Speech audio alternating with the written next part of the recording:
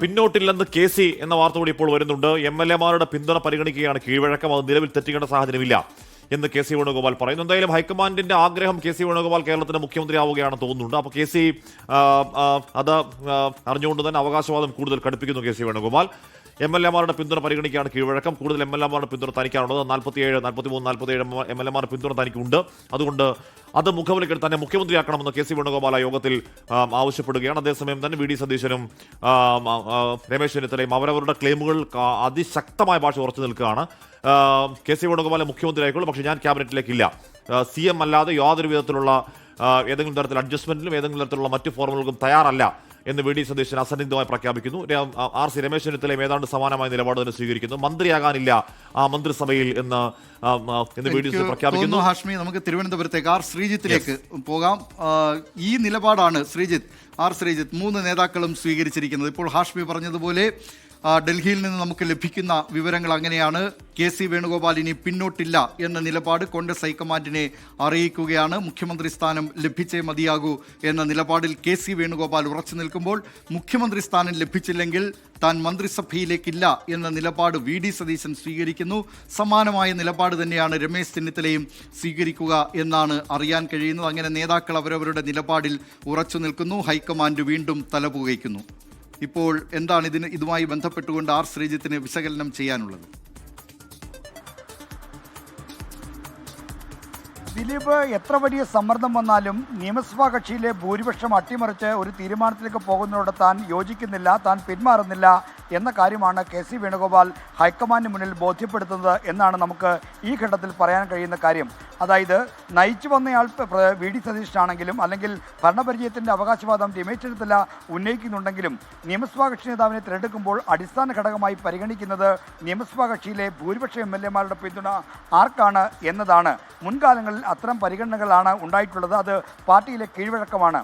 ആ കീഴ്വഴക്കം ലംഘിച്ചുകൊണ്ടുള്ള ഒന്നിനോടും താൻ യോജിക്കില്ല എന്ന നിലപാട് KC വേണുഗോപാൽ വ്യക്തമാക്കുമ്പോൾ ഹൈക്കമാൻഡിന് ഒരു തീരുമാനമെടുക്കാനുള്ള നിർബന്ധിതമായൊരു സാഹചര്യം ഉണ്ടാക്കുക തന്നെയാണ് അതിലൂടെ അദ്ദേഹം ലക്ഷ്യമിടുന്നത്. എന്നാൽ VD സതീശൻ ആ തീരുമാനത്തോട് യോജിക്കാൻ സാധ്യതയില്ല, രമേശ് ചെന്നിത്തലയും യോജിക്കാൻ സാധ്യതയില്ല. അപ്പോൾ എന്താണ് ഒരു സമവായ ഫോർമുല എന്നതാണ്. KC വേണുഗോപാലിനെ മുഖ്യമന്ത്രിയായി ഹൈക്കമാൻഡ് നിർദ്ദേശിക്കുകയാണെങ്കിൽ ആ ക്യാബിനറ്റിൽ താൻ അംഗമായിരിക്കില്ല എന്ന കാര്യം നേരത്തെ തന്നെ VD സതീശൻ പല ഒരു സൂചന നൽകിയിട്ടുണ്ട്, അക്കാര്യം സൂചിപ്പിച്ചിട്ടുണ്ട്. അതുകൊണ്ട് തന്നെ എങ്ങനെ ഈ പ്രശ്നങ്ങൾ പരിഹരിച്ചുകൊണ്ട് ഒരു സമവായം ഉണ്ടാക്കാം എന്നതാണ്. കേരളത്തിലെ മൂഡ് എന്താണെന്നും കേരളത്തിൽ നടന്ന പ്രതിഷേധം എന്താണെന്നും അതല്ലാതെയുള്ള ആളുകൾ രാഹുൽ ഗാന്ധിയെ നേർക്കുന്നവർ അറിയിച്ചിട്ടുള്ള കാര്യങ്ങളൊക്കെ വെച്ച് കേരളത്തിൽ എന്താണ് സംഭവിക്കുന്ന കാര്യം രാഹുൽ ഗാന്ധിക്കും ഹൈക്കമാൻഡും വളരെ വ്യക്തമായി അറിയാം. അപ്പോൾ ആ യോഗത്തിൽ വന്ന് KC വേണുഗോപാൽ മുഖ്യമന്ത്രിയാക്കണം എന്ന് പറഞ്ഞാൽ ഓക്കെ എന്ന് ബാക്കിയുള്ള നേതാക്കൾ പറയില്ല എന്നും അറിയാം. അപ്പോൾ ഹൈക്കമാൻഡ് ഒരു പ്ലാൻ ഉണ്ടാവണ്ടേ? ഓക്കെ, KC വേണുഗോപാൽ ഹൈക്കമാൻഡ് മുഖ്യമന്ത്രി, അങ്ങനെയാണെങ്കിൽ ഇന്ന കാര്യങ്ങൾ എന്നാ ഒരു പ്ലാനാവിലെ ചർച്ചയ്ക്ക് വെക്കേണ്ടി വരിക. അതല്ല ചർച്ചയിൽ ഇതൊക്കെ 3 പേര് കൂടിയിരുന്ന് തീരുമാനിക്കുമെന്ന് പറഞ്ഞാൽ അത് അത്ര പ്രാക്ടിക്കലാണോ ശ്രീജിത്ത്? അതല്ലേ ഇപ്പോൾ നടന്നുകൊണ്ടിരിക്കുന്നത്? ഹാഷ്മി, ഇപ്പോൾ നടക്കുന്നത് നേരത്തെ നമ്മൾ വിനീതയും ബൽറാമും റിപ്പോർട്ട് ചെയ്ത പോലെ തന്നെ KC വേണുഗോപാലിൻ്റെ പേരാണ് ഹൈക്കമാൻഡ് മുന്നോട്ട് വെക്കുന്നത്. മറ്റു 2 നേതാക്കളെ അനുനയിപ്പിക്കാനുള്ള അവരുമായിട്ടുള്ള ചർച്ചകളാണ് ഇപ്പോൾ നടക്കുന്നതെന്നാണ് ഞാൻ മനസ്സിലാക്കിയിട്ടുള്ളത്. ഹൈക്കമാൻഡ് പോലുള്ള ഒരു സംവിധാനം, അതായത് ഏത് രാഷ്ട്രീയ പാർട്ടിയാണെങ്കിലും അതിൻ്റെ ഹയർ ബോഡി എന്ന് പറയുന്നത് ഹയർ ബോഡി നിലനിൽക്കുന്നത് താഴെയുള്ള ഘടകങ്ങളുടെ ഫിയർ ഫാക്ടറിലാണ്. അതായത് താഴെയുള്ള ഘടകങ്ങളുടെ പേടി കലർന്ന ബഹുമാനത്തിലാണ് ഓരോ മേൽഘടകങ്ങളുടെയും നിലനിൽപ്പ്. അപ്പോൾ ആ പേടി ചോർന്ന് തെരുവിലെ പ്രകടനങ്ങൾ കൊണ്ട് അല്ലെങ്കിൽ പ്രതിഷേധങ്ങൾ കൊണ്ട് മറ്റ് സമ്മർദ്ദങ്ങൾ കൊണ്ട് ഹൈക്കമാൻഡിനെ അല്ലെങ്കിൽ മേൽഘടകങ്ങളെ തിരുത്തിക്കുന്ന ഒരു സമീപനം വന്നാൽ എങ്ങനെയാണ് ഒരു മുതിർന്ന ഒരു മേൽഘടകത്തിന് നിലനിൽക്കാൻ കഴിയുക? അതുകൊണ്ട് തന്നെയാണ് നേരത്തെ MP-മാർ മത്സരിക്കണം എന്നുള്ള സമ്മർദ്ദം ശക്തമായി ഉയർന്നപ്പോൾ സുധാകരൻ്റെ കാര്യത്തിൽ വലിയ തോതിലുള്ള പ്രഷർ മൗണ്ട് ചെയ്തപ്പോൾ എന്തുകൊണ്ടാണ് ഹൈക്കമാൻഡ് വഴങ്ങാതിരുന്നത്? ഈ ഫിയർ ഫാക്ടറിൻ്റെ അതേ പ്രശ്നം തന്നെയാണ്. നിന്ന് സുധാകരന് വഴങ്ങിയാൽ നാളെ മറ്റാർക്കെങ്കിലും വഴങ്ങേണ്ടി വരും. രാജ്യത്തെ മറ്റ് സംസ്ഥാനങ്ങളിലും സമാനമായ പ്രതിഷേധങ്ങളും പ്രശ്നങ്ങളും ഉയർന്നു വരും. അപ്പോൾ ഹൈക്കമാൻഡിൻ്റെ ഉയർന്ന നേതൃശ്രേണിയുടെ നിലനിൽപ്പിനെ തന്നെ ചോദ്യം ചെയ്യുന്ന ഒന്നായി മാറും. അതുകൊണ്ടാണ്, മാത്രമല്ല നേരത്തെ ദിലീപും ഹാഷ്മി സൂചിപ്പിച്ച പോലെ ഇത് കേഡർ സ്വഭാവമുള്ളൊരു സംഘടനയല്ല. അങ്ങനെ അച്ചടക്കത്തിൻ്റെ എല്ലാ സീമകളും നിലപാടുകളും ലംഘിച്ച് അല്ലെങ്കിൽ പാർട്ടിയുടെ ഉന്നത ശ്രേണിയുമായി ബന്ധപ്പെട്ട തീരുമാനങ്ങളെ ഇവരോട് വിയോജിച്ച് മുന്നോട്ട് പോവുകയാണെങ്കിൽ അതിനെ അംഗീകരിച്ചു കൊടുത്താൽ പിന്നെ ആ ഉന്നത ശ്രേണിയുടെ ഉന്നത ഘടകത്തിന് നിലനിൽപ്പില്ലാതെ വരും. അതുകൊണ്ടാണ് ഈ അനുനയിപ്പിക്കാനുള്ള ശ്രമങ്ങൾ ഹൈക്കമാൻഡ് നടത്തുന്നത്. അതുകൊണ്ട് തന്നെ ഈ ഹൈക്കമാൻഡ് മുന്നോട്ട് വെക്കുന്ന ഒരു ഫോർമുല അവിടെ നിശ്ചയമായും അവർക്കുണ്ടാകേണ്ടതാണ്. അങ്ങനെ ഒരു ഫോർമുല അവർക്കുണ്ടെന്നും അത് വെച്ച് വി.ഡി. സതീശനുമായും രമേശ് ചെന്നിത്തലയുമായി സംസാരിക്കുന്നു എന്നുമാണ് ഞാൻ മനസ്സിലാക്കുന്നത്.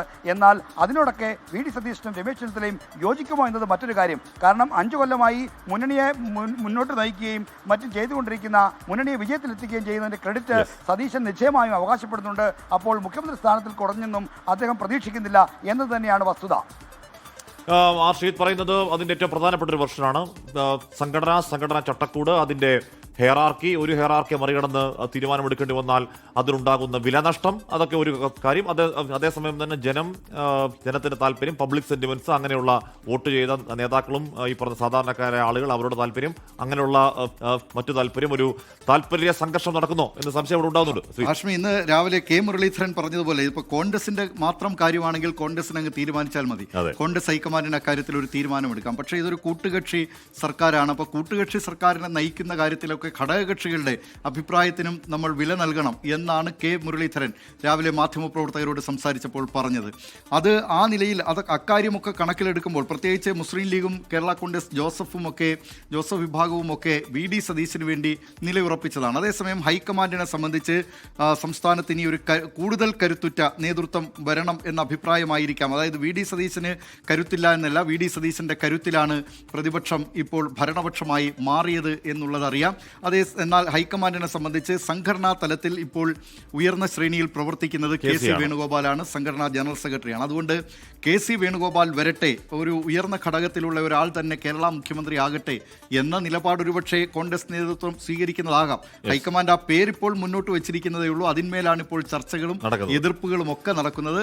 എന്തായാലും കാര്യങ്ങൾ കുറച്ചുകൂടി ഇൻട്രസ്റ്റിംഗ് ആവുന്നുണ്ട്. ആ പേരിപ്പോൾ ഹൈക്കമാൻഡ് ആ പേര് വെച്ചിരിക്കുന്നു. ആ പേരാണ് മുഖ്യമന്ത്രി പ്രഖ്യാപനം എന്ന മട്ടിൽ പുറത്തേക്ക് വരുന്നെങ്കിൽ എന്താകും ഇവിടുത്തെ പ്രതികരണം, എന്താ ഘടകകക്ഷികളുടെ പ്രതികരണം, എന്താണ് തെരുവിലെ പ്രതികരണം എന്ന അടക്കം ഒരുപക്ഷെ ദീർഘനാൾ നീണ്ടു നിന്നേക്കാവുന്ന ഒരു രാഷ്ട്രീയ പറയുന്നത് ഒരു പൊളിറ്റിക്കൽ കൊണണ്ടത്തിലാണോ അവിടെ ചർച്ചകൾക്ക് തുടക്കമാവുന്ന എന്ന കാര്യം നമുക്കറിയില്ല. നോക്കാം.